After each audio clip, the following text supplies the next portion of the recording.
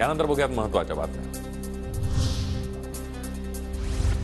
शिवरायांचा भव्य दिव्य पुतळा लंडनमध्ये उभारणार सांस्कृतिक कार्यमंत्री सुधीर मुनगंटीवार यांची माहिती। लवकरच शिवराय महाराजांची वाघनखही भारतात येणार अशी माहिती। शनी शिंगणापूर संस्थान मंदिराचं विशेष ऑडिट होणार। चंद्रशेखर बावनकुळे यांनी उपस्थित केलेल्या लक्षवेधीनंतर उपमुख्यमंत्री फडणवीसांची घोषणा। सुषमा अंधारे आणि रवींद्र धंगेकरांविरोधात प्रवीण दरेकरांचा हक्कभंगाचा प्रस्ताव। अंधारे नेहमीच बेजबाबदारपणे वक्तव्य करतात, प्रवीण दरेकरांचा आरोप। तर अंधारेंनी दिलगिरीचं लेखी पत्र 8 दिवसात द्यावं, नीलम गोऱ्हेंच्या सूचना। रायगड जिल्ह्यातील 112 गावांमध्ये तिसरी मुंबई वसवली जाणार।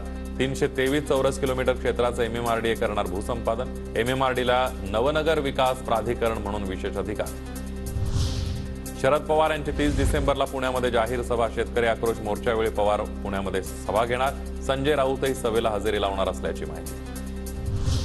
मी पंतप्रधान होईन असं खरगे राहुल गांधींसमोर बोलू शकत नाहीत। मल्लिकार्जुन खरगेंना इंडियाचा चेहरा ठरवण्याच्या प्रस्तावावर सुधीर मुनगंटीवारांनी साधला निशाणा। सोलार इंडस्ट्रीमधील स्फोटाची DRDOचे तज्ज्ञ करणार तपास। स्फोटामध्ये 6 महिलांसह 9 कामगारांचा मृत्यू। कंपनी परिसरातील CCTVचे हार्ड डिस्क पोलिसांच्या ताब्यात। जानेवारीमध्ये होणार राजपूत समाजाचं विकास महामंडळ। आमदार श्वेता महाले यांच्या प्रश्नावर अतुल सावेंचं उत्तर।